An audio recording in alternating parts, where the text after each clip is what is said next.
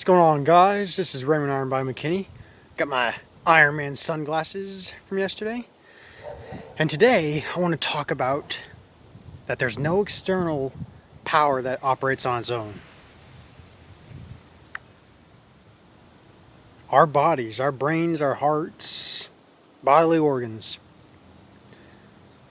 they don't just operate on by themselves. There has to be an occupant to direct, to activate our brain cells and the beats of our heart, the neurons in our heart. And this operant power, this occupant, is awareness. Your awareness directs all physical actions that you take. If this awareness were not occupying your body right now, your brain and heart would instantly stop. You've heard those stories. You've heard testimonials where people deemed clinically dead and then coming back to life.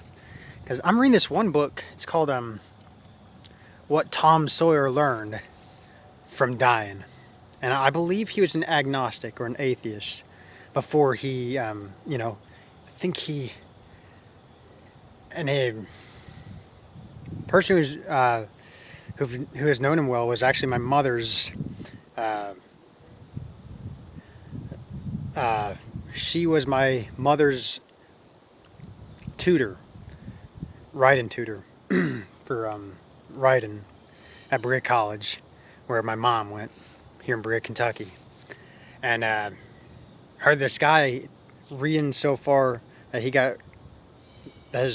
I guess, a pickup truck or some kind of truck landed on him and he died in that moment.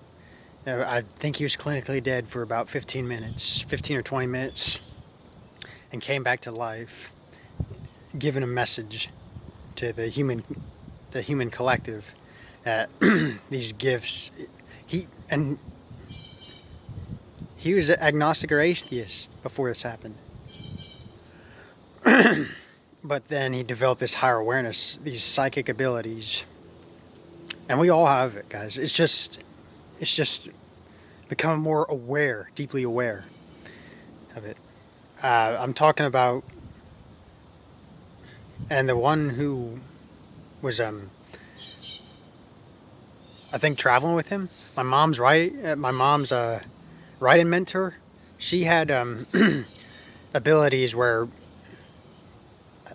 she could tell, or like a clairvoyant, a psychic ability, ESP, being able to see through a wall. I think it was like 30 something feet in, or 30 something feet.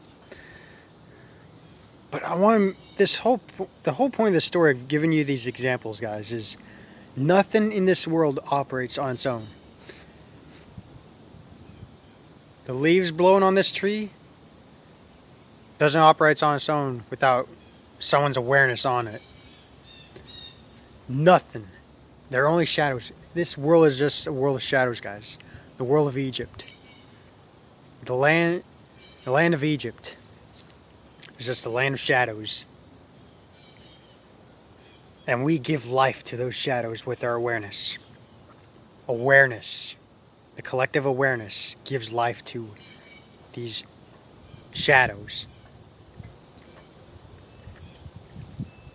Nothing operates on its own. It's not like people just die and that's it.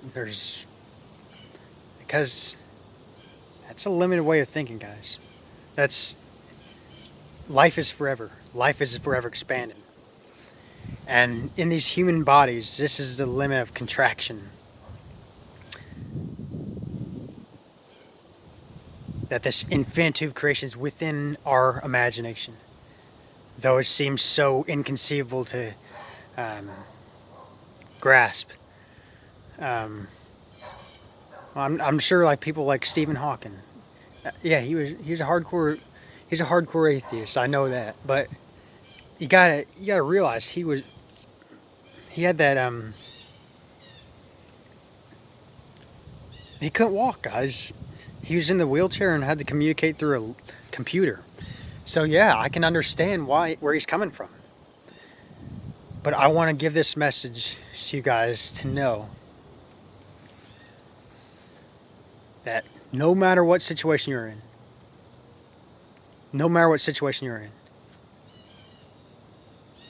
there's a light within you, shining. And I could see. I know there was a light in Stephen Hawking too.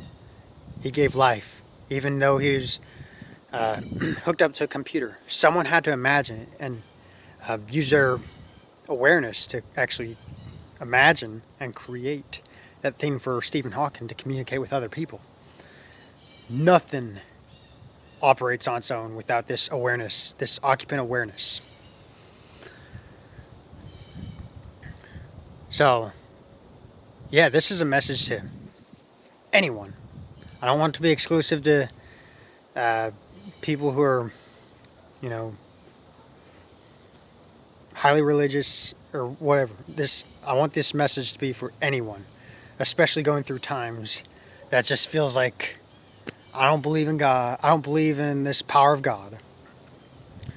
Or if they feel like this is it, this is the end of life. Once I'm done, it's done. No, guys. This is just the beginning. This is just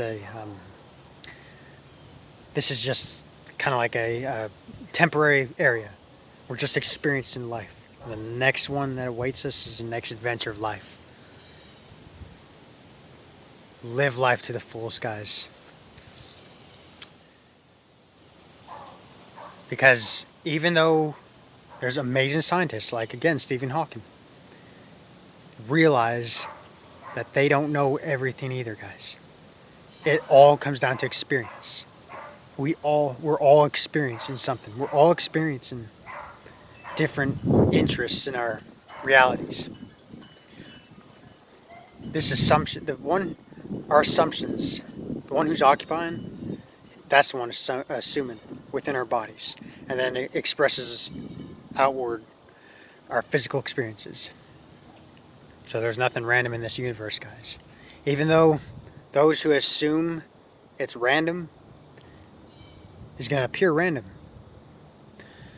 So yeah, law of assumption, guys. Your law of assumption, the law of assumption, the one who's operating this, who's the operant power within our physical bodies, collectively. That's what creates our physical objective experience. Collective objective experience. And yeah, I see this deliberate manifesting through Neville Goddard, Joseph Murphy.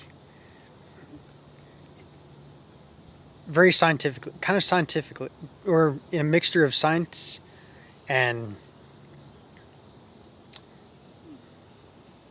some may call it pseudoscience, which really I see the term pseudoscience as just science beyond the human comprehension by experiencing it. So there's really no such thing as pseudoscience, science fiction, all these things. We say these things just kind of excuse ourselves and follow the main script of being stuck in these bodies. We're not stuck in these bodies, guys. We can transcend them through using our imagination. Imagining better than we know. And life happens in so many unexpected ways. People get married in unexpected ways. People have certain jobs in unexpected ways. Because they've had the dream, because young, like having the dreamer mentality, of always dreaming of wanting to become this thing. We're always assuming, guys, we are the operant power. We are gods and goddesses operating our lives. And we give life to everything in this world. We give life to the stars.